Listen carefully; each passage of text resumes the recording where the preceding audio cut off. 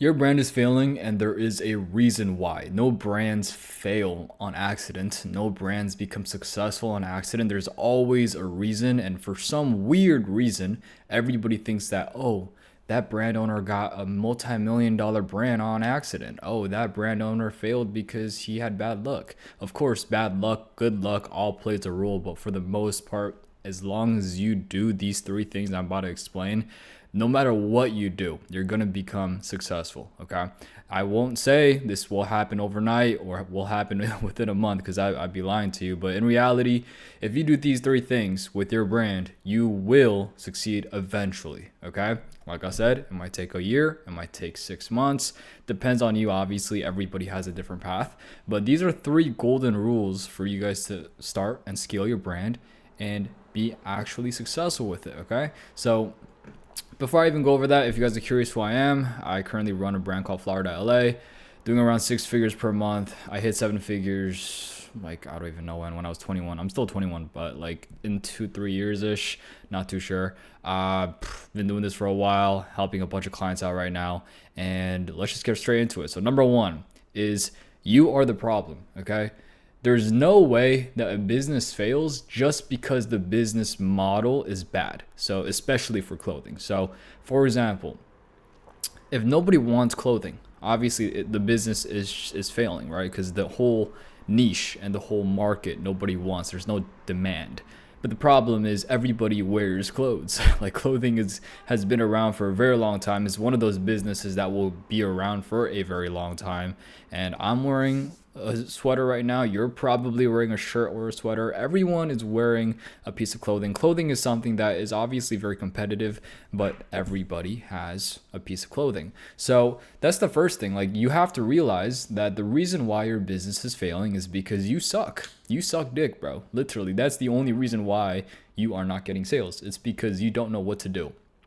Now, with that being said, you might be asking, okay, expand on that. What do you mean by suck dick? Okay. I'm not a homosexual. Why am I sucking dick? So what I mean by this is usually 9 times out of 10, you're just not putting that much effort into it. You're in a situation where you know you need to do something, you know you need to take a risk, but you're too pussy to do it, or you have no information, that's a you problem. Obviously, there's videos online, you have my videos, you have other YouTubers, etc. But for the most part, a lot of the stuff online, except for me, obviously. I'm just kidding, guys. Okay, the point I'm trying to make is except for me, a lot of these other guys, most of the information is surface level. Also, there's so much information online, which is good, but it's also bad because you don't know which one applies to you, right? So let's just say you watch 5 videos on marketing. Every single one of those 5 videos, the ad strategy is completely different. All 5 of them are completely different. What are you gonna do? You have too many choices. You don't know which one to choose. That's what happens for a lot of these brand owners that want to, I guess, start and scale their brand the cheap way, which is just by searching up like videos on YouTube and shit.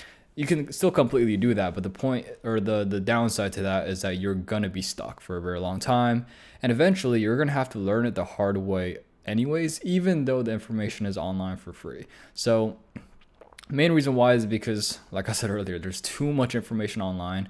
And even if there is information online, a great majority of those sauce videos, it's not personalized. Okay, so like for example, I'll use my channel as an example. Obviously, I give out a lot of free sauce, I give out a lot of game, but the problem is they're not personalized to you guys, right? So I might say, oh, this design is bad. This type of designs are usually bad. It doesn't usually work, but for your situation, it's not applicable because I'm not reviewing your design. So this is the reason why, although there is a lot of free videos online, it does work and it gives you a baseline, but it's not really gonna help you like scale to like 6 figures because you don't have the actual information personalized to you. You're gonna have to learn it the hard way. Like me, for example, I learned everything the hard way. So you have to realize 9 times out of 10, you're the problem. Okay. There's only so many times where I've started businesses in the past and I was not the problem. Every single time I was the problem. The only time I think the business model was a problem was when I did Etsy when I was a senior in high school. And I sold like $20 necklaces, handmade, took like an hour to make it. And nobody wanted it. And the main reason why is because there's no demand for it. So obviously that whole business niche is pretty trash. But that's the only one time. Every single time I failed or every single time I've tried something and it didn't work, it's because I just couldn't make it happen because I was the problem. I was lazy. I didn't really put my whole entire full effort into it. I was the problem. So if I was the problem when my business failed, you're probably the problem too if your business is failing right now. So it is also your duty, and this is the thing that I don't realize, is like you have to take self accountability. So like if you know, this is just an example, right? If you know your business is struggling, you've been doing it for 2 to 3 years, okay? You're egotistical, so you don't want to get help from nobody, for example. And let's just say you have a friend, right? You have a friend that has a clothing brand that has hit 6 figures, right? But you're not hitting him up because you don't want to seem too fanboyish. You know what I'm trying to say? Like stuff like that, bro. Or you have access to someone that is really big in the clothing brand industry, but you don't want to reach out to them because you don't want to be fanboyish. Like that, like the whole concept of like, I can do everything by myself. I can learn everything by myself. I promise you, I've done that myself. And that is the last thing I would do if I were to restart all over again. Obviously now, I have learned a lot of, the things that I've learned right now just through experience.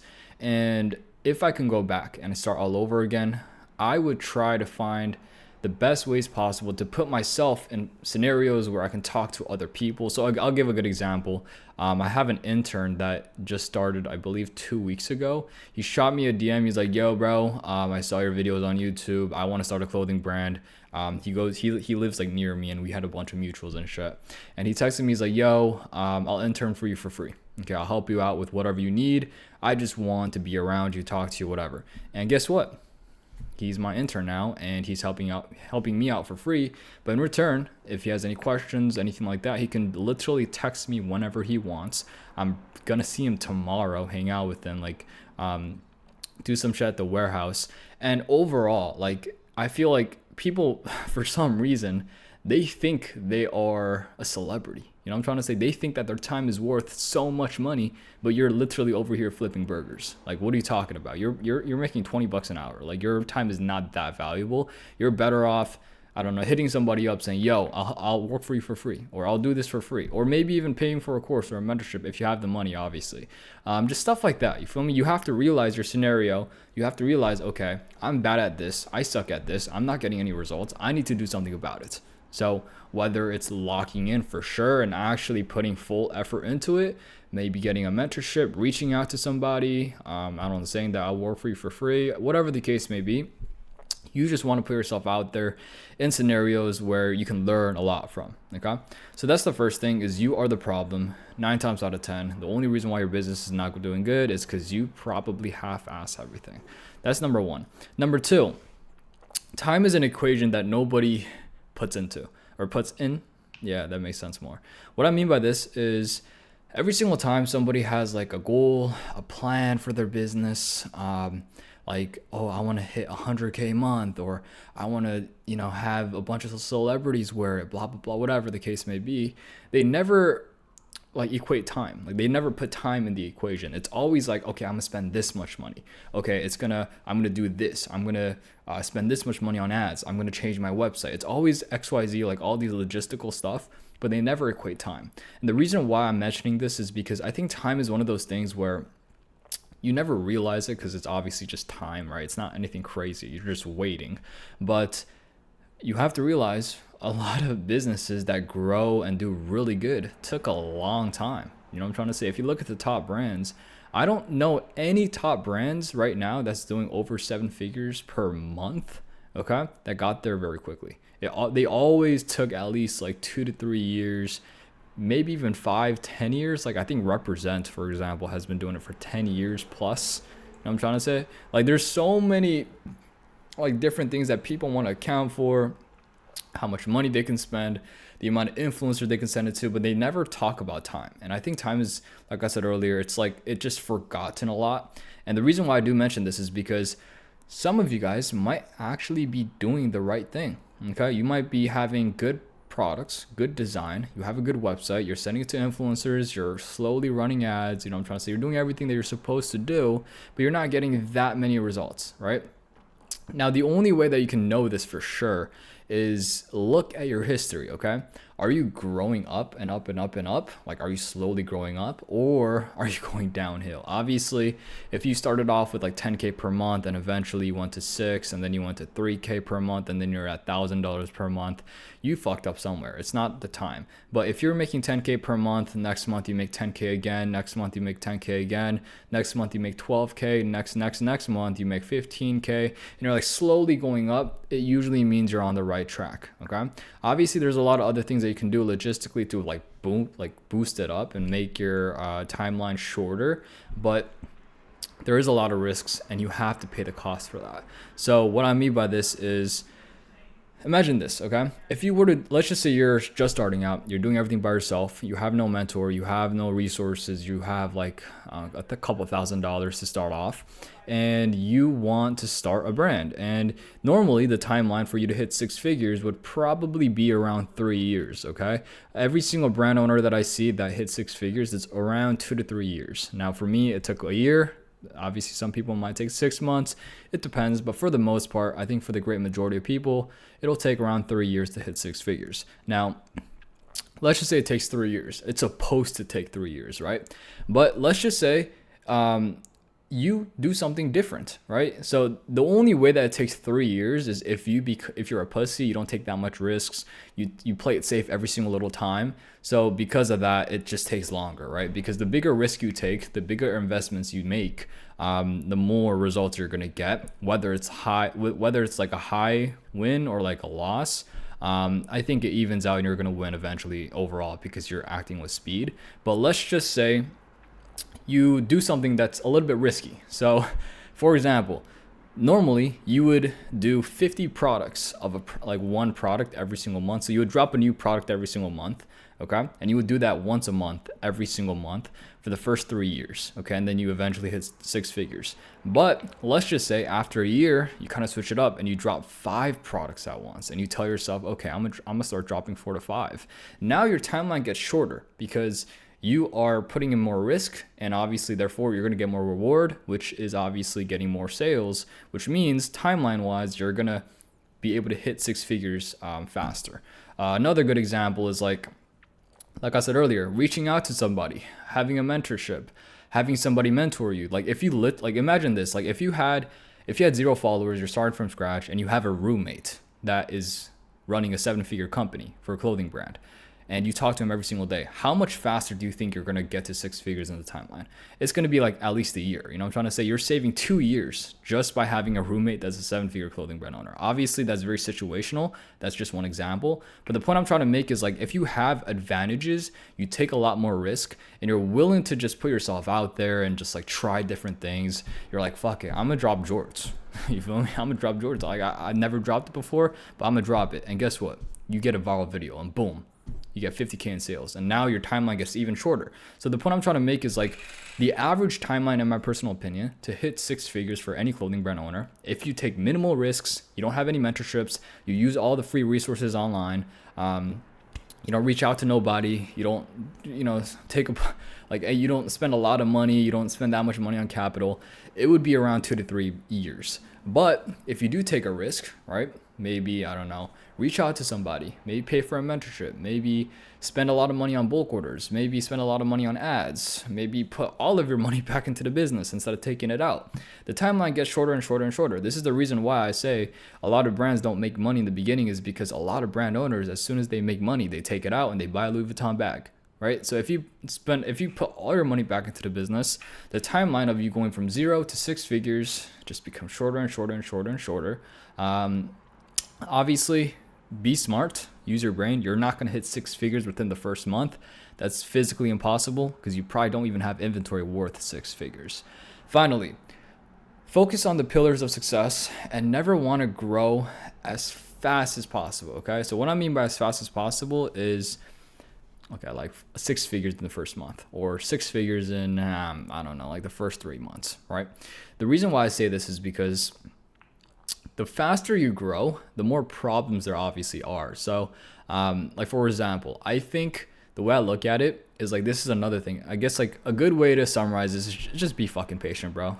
Like that's just a good way to fucking summarize this whole last point, is to just be patient, because everybody has a different timeline. Like for example, like my clients, I think they were texting the Discord. Like I think a great majority of my clients that join the program, like within the first 2 to 3 months, they start like getting results. You know what I'm trying to say? But some of them, they have manufacturer issues, so like it gets pushed back, and then the sample turns out even worse. So they have to do another month, and then they're at like month 5, 6 ish.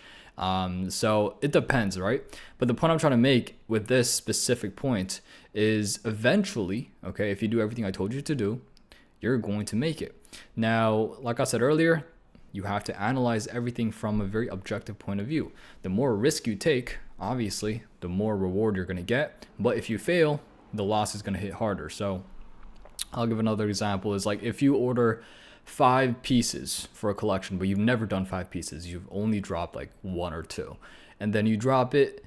If you sell out, you're going to have your best month, and you now know that you can sell 5 products. So moving forward, you're going to drop 5 products per month, which means it's going to increase the amount of sales you get per month, which means overall your business is going to grow.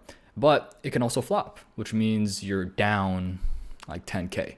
And you're like, fuck, like I need to move this product. Now you're stuck trying to move products that nobody even wants to buy.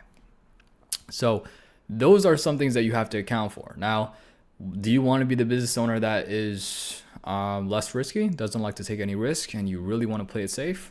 Great. You're not going to get that many results. However, the percentage of you succeeding is higher.